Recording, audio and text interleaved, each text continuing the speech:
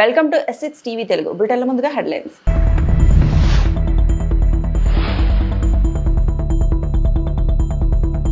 దూసుకొస్తున్న Montha తుఫాన్, ఏపీకి high alert.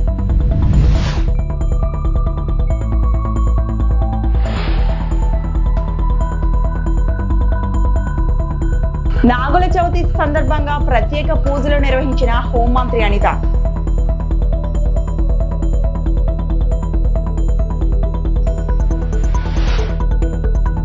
Gun park వద్ద క్షమాపణలు చెప్పిన తెలంగాణ జాగృతి అధ్యక్షురాలు కల్వకుంట్ల కవిత.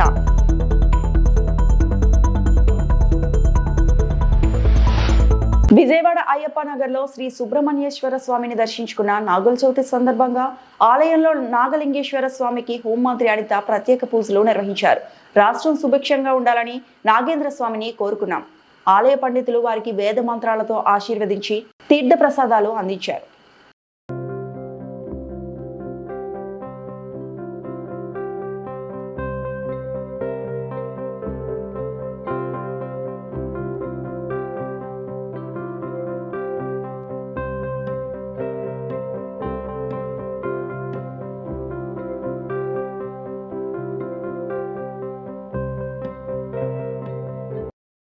ఇన్నేళ్ల తన రాజకీయాల్లో తెలంగాణ ఉద్యమకారుల కోసం గట్టిగా కొట్లాడలేకపోయానని, అందుకు ఆ కుటుంబాలకు క్షమాపణలు చెప్తున్నానని కవిత అన్నారు. తెలంగాణ జాగృతి తరపున శనివారం జనంబాట కార్యక్రమాన్ని తెలంగాణ జాగృతి అధ్యక్షురాలు కల్వకుంట్ల కవిత ప్రారంభించారు. అంతకంటే ముందు గన్ పార్క్ వద్ద అమరులకు నివాళులు అర్పించాక ఆమె మీడియాతో మాట్లాడారు. తెలంగాణ రాష్ట్రం రావడానికి 1200 మంది అమరులైనరని చెప్పి మనమే అనేక చెప్పుకున్నాం, అసెంబ్లీలో చెప్పినాం, అన్ని చోట్ల చెప్పినాం. కానీ ఆ అమరవీరుల కుటుంబాలకు మనము ఇవ్వాల్సినంత గౌరవం ఇవ్వలేకపోయినామన్నది చాలా బాధాతప్త హృదయంతో ఇవాళ అనుకోవాల్సినటువంటి సందర్భం. ప్రతి అమరవీరుల కుటుంబాలకు 10 లక్షల రూపాయలు ఒక ఉద్యోగం ఇస్తామని చెప్పుకున్నాం. కానీ 1200 మంది అమరులని మనమే చెప్పి 580 మందికి మాత్రమే మనం ఒక 10 లక్షల రూపాయలు ఇచ్చుకున్నాం, ఉద్యోగం ఇచ్చుకున్నాం. మిగతా వారికి మనం న్యాయం చేయలేకపోయినాం. ఎట్ ద సేమ్ టైం ఇవాళ నేను కోరేది ఒకటే, మనం ఉద్యమం డబ్బుల కోసం చేయలే, మన ఉద్యమం మనకు ఉద్యోగాలు రావాలని చేయలేదు. తెలంగాణ యావత్తు బాగుండాలి, అందరం బాగుండాలని చేసినాం. కాబట్టే ఇవాళ ఇక్కడ ఈ పవిత్రమైనటువంటి గడ్డ సాక్షిగా, ఈ అమరవీరుల స్తూపం సాక్షిగా నేను ప్రమాణం చేస్తూ ఉన్నాను. ప్రతి అమరవీరుల కుటుంబాలకి 1200 మంది కుటుంబానికి కుటుంబానికి ₹1 కోటి ఇవ్వాలని ఈ ప్రభుత్వాన్ని నేను డిమాండ్ చేస్తూ ఉన్నాను. ప్రతి అమరవీరుల కుటుంబానికి ₹1 కోటి ఈ ప్రభుత్వం నుండన్నా ఇప్పిస్తాం, లేకపోతే ఈ ప్రభుత్వం మార్చి వచ్చే ప్రభుత్వంతోనైనా ఇప్పిస్తామని ఈ సందర్భంగా నేను అమరవీరుల కుటుంబాలకు వారి యొక్క పాదాల సాక్షిగా మీకు తెలియజేస్తా ఉన్నాను. ఆంధ్రప్రదేశ్ కు తుఫాన్ ముప్పు పొంచి ఉంది. దూసుకొస్తున్న మొందా తుఫాను రాష్ట్రంలో తీరం దాటే అవకాశం ఉంది. దీంతో ఏపీకి వాతావరణ శాఖ రెడ్ అలర్ట్ జారీ చేసింది. అక్టోబర్ 26, 27, 28, 29 తేదీల్లో తుఫాను చాలా ప్రభావం చూపిస్తుందని వాతావరణ కేంద్రం పేర్కొంది. ఈ నెల 28న సాయంత్రం కాకినాడ సమీపంలో తీవ్రమైన తుఫానుగా తీరం దాటే అవకాశం ఉందని అమరావతి వాతావరణ శాఖ అధికారులు తెలిపారు. ఆ సమయంలో గంటకు 90 నుంచి 110 కిలోమీటర్ల వేగంతో గాలులు వీస్తాయి. విశాఖపట్నం, తిరుపతి వరకు దీని ప్రభావం ఉండనుంది. హైదరాబాద్ సహా తెలంగాణలోనూ భారీ వర్షాలు కురిసే అవకాశం ఉంది. ఏపీలోని తీర ప్రాంత జిల్లాలో ఉన్నత విద్యా సంస్థలకు 28, 29 తేదీలో సెలవు ప్రకటించాలని వాతావరణ శాఖ అధికారులు సూచించారు. దూర ప్రాంతాలకు వెళ్లే వారు ప్రయాణాలు మానుకోవాలని పేర్కొన్నారు.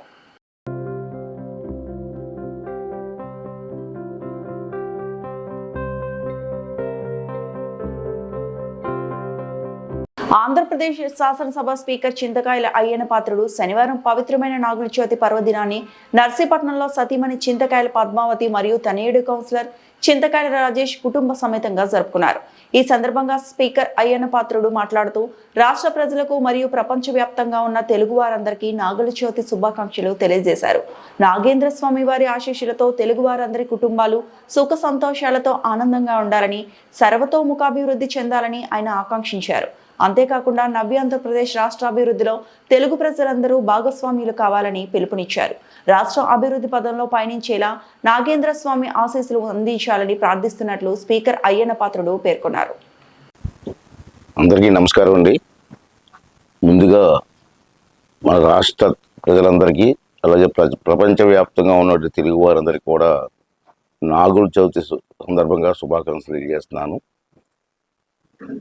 నాగేంద్రుడు ఆశీర్వాదంతో మన రాష్ట్రమే కాదు తెలుగువారి కుటుంబాలన్నీ కూడా ఆనందంగా ఉండాలని అభివృద్ధి చెందాలని చెప్పి కోరుకుంటున్నాను. అంతేకాకుండా మన రాష్ట్ర అభివృద్ధిలో తెలుగు వాళ్ళందరూ కూడా భాగస్వాములు అవ్వాలని, రాష్ట్రాన్ని త్వరతగతిన అభివృద్ధి చెందేలాగా ఆ నాగేంద్ర స్వామి ఆశీర్వాదం ఇవ్వాలని మరొక్కసారి మీ అందరికీ శుభాకాంక్షలు తెలియజేస్తూ సెలవు తీసుకుంటున్నాను. కానీ విని ఎరుగని రీతిలో పెద్దపప్పుడు మండలంలో చాగులు డ్యాంకు నీళ్లు వచ్చాయని ఎమ్మెల్యే జేసీ అశ్మిత్ రెడ్డి అన్నారు. కొంతమంది వాన పడింది కాబట్టి నీళ్లు వచ్చాయని విమర్శిస్తున్నారని, వాన పడటం ఒక ఎత్తు అయితే నీరు అందరికీ సమంగా అందడం ఒక ఎత్తని జేసీ అన్నారు. తాడిపత్రి ప్రాంతంలో చాగళ్లతో పాటు యాడికి కాలువ మరియు పెదవడుగూరు మండలాలకు పుష్కలంగా నీరు వచ్చాయని ఆయన అన్నారు. ఇటీవల జరిగిన ఐఏబీ మీటింగ్లో కూడా మా నియోజకవర్గంలో ఉన్న చిన్న చిన్న కాలువలు పూర్తి చేయాలని కోరానని, ఈ కాలువలు పూర్తి అయితే దాదాపు 1,00,000 ఎకరాలకు సాగునీరు అందుతుందని, ఈ విషయంపై త్వరలోనే సీఎం చంద్రబాబును కలుస్తానని జేసీ అశ్మిత్ రెడ్డి తెలిపారు.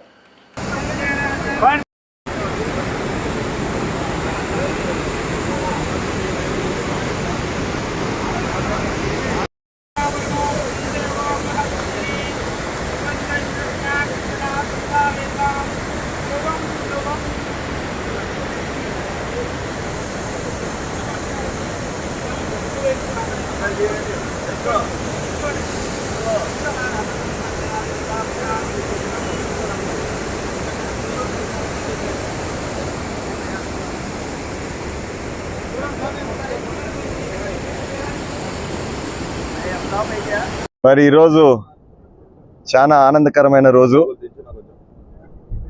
ఎప్పుడు విని కని ఎరగని రీతిలో మా డ్యామ్కి నీళ్ళు వచ్చాయి. చాలా మంది అంటా ఉన్నారు, నువ్వేంది తెచ్చేది నీళ్ళు, వాన పడింది కదా దానికి పాటికి దానికి వచ్చాయని. వాన పడేది ఒక ఎత్తు అయితే ప్రతి ఏరియాకి సమానంగా నీళ్లు పోయేది ఒక ఎత్తు. అందుకు ఈ కూటమి ప్రభుత్వం ఏం చేసిందంటే ప్రతి ఒక్కరికి నీరు అందాలా, రైతులకి మరొకసారి భరోసా ఇవ్వాలని చెప్పి కేటాయింపులు చాలా బాగా చేశారు. మాకు కేవలం ఒక చాగల్లే కాదు, పైన యాడికైతేనేమి వడుగూరు అయితేనేమి వీటన్నిటి కూడా నీళ్ళు వచ్చాయి. రైతులు ఆనందంగా ఉన్నారు. ఖచ్చితంగా అకాల వర్షాలు పడడం వల్ల రోంత పంట చెడింది అక్కడ ఇక్కడ. అయినా కూడా ఈ నొయ్యిలు స్టోరేజ్ చేసుకోవడానికి మాత్రం మాకు ఈసారి చాలా మంచి అవకాశం వచ్చింది. అదేవిధంగా నిన్న మాకు ఐఏబీ మీటింగ్ జరిగింది. ఆ ఐఏబీ మీటింగ్లో నేను ఒకటే కోరాను, మాకు చిన్న చిన్న కాలువలు ఏవైతే ఉన్నాయో అవి పూర్తయితే దాదాపు మొత్తం మా నియోజకవర్గం కింద 1,00,000 ఎకరాలు సాగు చేసుకునేదానికి వీలవుతుందని చెప్పి, మరి దీనికి అవసరమైన డబ్బులు కూడా పెద్ద ఎక్కువ లేదు. దాదాపు మా చాగల కింద అయితే ఒక 15 నుంచి 20 కోట్లు, యాడికి సైడ్ ఇంకొక 20 కోట్లు, మొత్తం కలిపితే ఒక 50 నుంచి 60 కోట్లు మనం ఖర్చు పెడతామంటే మాత్రం ఖచ్చితంగా రైతన్యకి న్యాయం చేసినట్టుంటుంది. ఖచ్చితంగా కోరాను. బీజేపీ నాయకులు ఆరా దారి మళ్లింపుపై ఆగ్రహం. పాన్గల్ మండలానికి దాదాపు 1,200 క్వింటాలు పైన వేరుశెనగ విత్తనాలు వచ్చినట్లు సమాచారం అందింది. ఈ సమాచారం కోసం ఏడీఏని అడగగా ఎక్కడో తప్పిదం జరిగిందని, దాని గురించి పూర్తిగా సమాచారం సోమవారం నాడు ఇస్తానని చెప్పడం జరిగింది. దానితో పాటు విత్తనాల సబ్సిడీ కేంద్రం ప్రభుత్వం నరేంద్ర మోడీ ఆధ్వర్యంలో ఇస్తుంటే ఫ్లెక్సీలో మాత్రం ఆయన ఫోటో లేకుండా వేయడాన్ని ప్రశ్నించగా ఇంకోసారి అలా జరగకుండా చూసుకుంటామని చెప్పడం జరిగింది. ఒకవేళ సోమవారం లోపు ఏ రైతులు ఇచ్చారో, ఇంతవరకు ఏ ప్రకారం ఇచ్చారో, ఎలా సెలక్షన్ చేసుకున్నారు, ఒకరికి ఎన్ని కేజీలు ఇచ్చారు, సమాచారం ఇవ్వకపోతే పెద్ద ఎత్తున దీనిపై పోరాటం చేస్తామని మండల బీజేపీ నాయకులు హెచ్చరిస్తున్నారు. ఈ కార్యక్రమంలో పాన్గల్ మండల అధ్యక్షులు శివరాం యాదవ్, బీజేపీ దళిత మోర్చా అధ్యక్షులు ప్రవీణ్, జిల్లా బీజేవైఎం ప్రధాన కార్యదర్శి రమేష్, కౌన్సిలర్లు రామకృష్ణ, మండల జనరల్ సెక్రటరీ నరేందర్ రెడ్డి, మండల ఉపాధ్యక్షులు డీసీ కురమయ్య, మండల ప్రధాన కార్యదర్శి తానా మోని రమేష్, నాగరాజు, నందకుమార్, పరమేష్ తదితరులు పాల్గొన్నారు. ఇక్కడ కూడా ఈ ప్రభుత్వాలకు కానీ కాంగ్రెస్ గవర్నమెంట్ లేదా బీఆర్ఎస్ గవర్నమెంట్ దీనికి సంబంధం లేకుండా ఆఫీసర్లకు ఆ స్వచ్ఛంద సంస్థ రెండు టైప్ అయి అక్కడ పోయి వాళ్ళ పొలాల్లో తిరిగి చూసి ఈ రైతు చేస్తున్నాడు ఈ రైతు చేస్తున్నాడు అని చూసి వాళ్లకు వీళ్ళు ఇవ్వాలన్నమాట. ఒక్క రూపాయి కూడా కట్టకుండా మొత్తం ఒక్కొక్క రైతుకి దాదాపు క్వింటల్ వరకు వీళ్ళు ఇది చేయాలి. కానీ ఇక్కడ జరుగుతున్నది ఏంటంటే అక్కడ మనం బోర్డు పెట్టింది మొత్తం నరేంద్ర మోడీ గారు స్వచ్ఛంద సంస్థకు పంపిస్తే ఈ స్టేట్ గవర్నమెంట్ ఇక్కడ ఉన్నటువంటి మన మంత్రి గారు జూపల్ కృష్ణారావు సార్ గారు మిగతా వాళ్ళ కూడా మేము ఇస్తున్నాం అన్నట్టు చెప్పేసి బోర్డు పెట్టుకుని కాంగ్రెస్ పెట్టి వాళ్ళకి ఎవరైతే మంచి ఉంటారో వాళ్ళ కార్యకర్తలు అయితే ఉంటారో విలేజ్ లో పుట్టి ఎవరైతే ఇప్పుడు మీ అందరికీ తెలిసింది ఏమైనా ఇస్తున్నారని ఎవరో చెప్పడం వల్ల మీరు తెలుసుకొని ఇట్లా వచ్చింది. అంటే ఎక్కడ కూడా షాపింగ్ చేయకుండా ఏం చేయకుండా రోజుల దొంగలాగా ఏం చేస్తున్నారు ఈ లీడర్లు కాంగ్రెస్ లీడర్లు అంటే వాళ్ళకి సంబంధించిన ఎవరైనా ఉంటే లోపల తీసేసుకుని మీకు ఇస్తున్నారు మేము ఇస్తున్నాం అని చెప్పేసి ఇస్తా ఉన్నాం. కానీ వీటికి వచ్చింది దాదాపు 1200 క్వింటాల వేరుశనగ విత్తనాలు వచ్చినాయి. 1200 క్వింటాల పైనే వచ్చినాయి. ఇప్పటి కూడా మాకున్న సమాచారం ఏంటంటే దాదాపు 2 లారీల దాకా పక్కదారి పట్టించినారని మాకు సమాచారం ఉంది. అందుకే ఇందాక మేము అగ్రికల్చర్ ఏవోకి ఫోన్ చేస్తే ఆయన ఎత్తలేదు, చాలా బిజీ ఉన్నట్టున్నాడు. ఆయన సేందులో తిరిగి బిజీ ఉన్నట్టున్నాడు. అందుకే మా మండలాధ్యక్షుడు ఏడీ గారికి చేస్తే ఆయన ఉండి ఎందుకు మరి కాంగ్రెస్ పెట్టింది మళ్ళీ మీ గవర్నమెంట్ అన్నప్పుడు సెంట్రల్ పెట్టాలి కదంటే ఏదో ఇది ఒకసారి మిస్టేక్ అయింది తప్పైంది నెక్స్ట్ సారి పెడతాం ఈసారి అయితే ఇదే సార్ అని చెప్పి చెప్తా ఉన్నారు. యాక్చువల్ గా అది ఏ అయితే రైతులకు ఇస్తున్నారో ఈ గవర్నమెంట్ ఆఫీసర్లు అందరూ కూడా పర్యవేక్షణ ఉండి వాళ్ళ మధ్యలో ఇవ్వాలి, కరెక్టా కాదా చూసి అని చెప్పేసి వాళ్ళు వీళ్ళు కన్సల్ట్ చేసి ఇవ్వాలి. కానీ వీళ్ళు ఏం చేసిండ్రు, వీళ్ళ పని వీలుండి ఆ కాంగ్రెస్ వాళ్ళకి అప్పని చెప్తే వాళ్ళకి ఇచ్చుకుంటా అది కూడా అందరికి ఇస్తలేదు.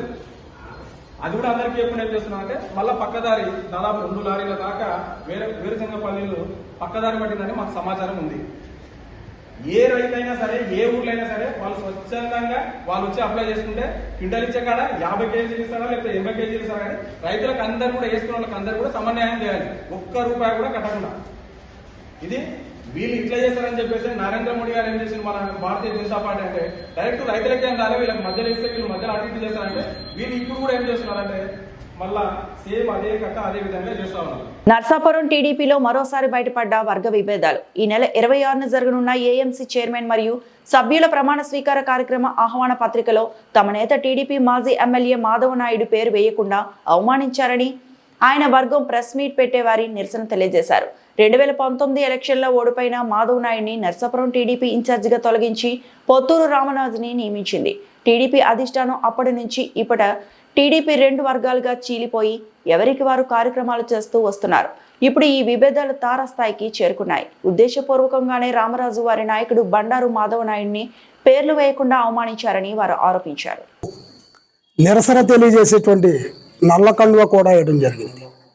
ఎందుకంటే ఒక పక్కన రాష్ట్ర భవిష్యత్తు కోసం నారా చంద్రబాబు నాయుడు గారు, నారా లోకేష్ బాబు గారు, పవన్ కళ్యాణ్ గారు, నరేంద్ర మోడీ గారు సహాయ సహకారాలతోటి కాలికి బలపం కట్టుకుని ప్రపంచ దేశాలన్నీ తిరుగుతూ రేపు నవంబర్ 14, 13, 14, 15 తారీఖుల్లో విజయవాడలో జరిగిన సమ్మిట్ కోసం ప్రయత్నిస్తూ ఉంటే మన నియోజకవర్గంలో దానికి భిన్నంగా రేపు 26వ తారీఖున జరగబోయేటువంటి ఏఎంసీ చైర్మన్ ప్రమాణ స్వీకార మహోత్సవంలో స్థానిక మాజీ శాసనసభ్యులు 2014 నుంచి 19 దాకా అభివృద్ధి ప్రదాత ఏ విధంగా అయితే నియోజకవర్గంలో ఆయన అభివృద్ధి చేశాడో నియోజకవర్గం ప్రజలందరికీ తెలుసు. అదేవిధంగా సీటు సైతం త్యాగం చేసినటువంటి వ్యక్తి మాజీ శాసనసభ్యులు బండారు మాధవ నాయుడు గారు. అటువంటి వ్యక్తి యొక్క పేరు ఎక్కడా కూడా ఇదిగోండి మీకు చూపెడతాను. వారు దింపినటువంటి పాంప్లెట్, ఈ పాంప్లెట్లో ఎక్కడా కూడా ఏ కోశాన కూడా ఆయన పేరు ప్రస్తావించడం కానీ ఆయనకి ఇన్విటేషన్ ఇవ్వడం కానీ చేయలేదు. మరి కావాలని చేశారా, బై మిస్టేక్గా చేశారా అనేది మాకు తెలియదు. కానీ నాకు తెలిసి అయితే మేమైతే కనుక నియోజకవర్గం యావత్తు తెలుగుదేశం పార్టీ, జనసేన, బీజేపీ కూటమి సభ్యులందరూ కూడా చాలా ఘోరంగా అవమానంగా భావిస్తున్నారు. ఎందుకంటే నియోజకవర్గంలో ఆ గెలుపులో ఆయన ఏ విధంగా సహాయ సహకారాలు అందించాడు, ఏ విధంగా తిరిగాడు అనేది నియోజకవర్గ ప్రజలందరికీ తెలుసు. ఏదైతే తప్పు చేశారు ఏదైతే తప్పు చేశారో ఆ తప్పును సరిదిద్దుకోకపోతే భవిష్యత్తులో రేపు 26వ తారీఖు జరగబోయే కార్యక్రమం విషయంలో మేము తీసుకోబోయేటువంటి నిర్ణయాలకి, జరగబోయే చర్యలకి ఇక్కడ నర్సాపురంలో నియోజకవర్గంలో తెలుగుదేశం పార్టీ పూర్తి బాధ్యత వహించవలసి ఉంటుంది. దానికి మీరు సిద్ధమైతే ఈ తప్పును సరిదిద్దుకోకండి. కర్నూలు బస్సు ప్రమాద ఘటనతో తెలంగాణ రవాణా శాఖ అప్రమత్తమైంది. ప్రైవేటు బస్సులను అధికారులు తనిఖీ చేస్తున్నారు. విజయవాడ హైవే, బెంగళూరు హైవేపై ఆర్డీఏ బృందాలు విస్తృత తనిఖీలు చేపట్టాయి.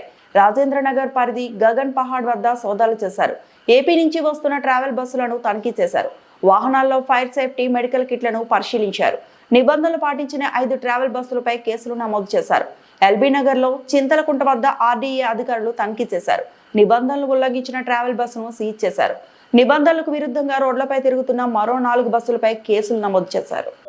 ఈ రోజు మా district transport officer Medchal Malkajgiri గారు ఇచ్చిన ఆదేశాల అనుసారంగా మేము సీసీ బస్సుల వాహన తనిఖీలు చేయడం జరుగుతుంది. సో ఇప్పుడు మీరు చూస్తున్నారు, ఇప్పుడు ఈ వెహికల్స్ మనం చెక్ చేసినాము. ఈ బండికి సంబంధించి ఫైర్ ఎక్స్టింగ్విషర్ ఎక్స్పైర్ అయిపోయింది, పనిచేయడం లేదు. అసలు దీనికి సంబంధించినటువంటి ఎమర్జెన్సీ ఎగ్జిట్ కూడా సరిగా పనిచేయడం లేదు.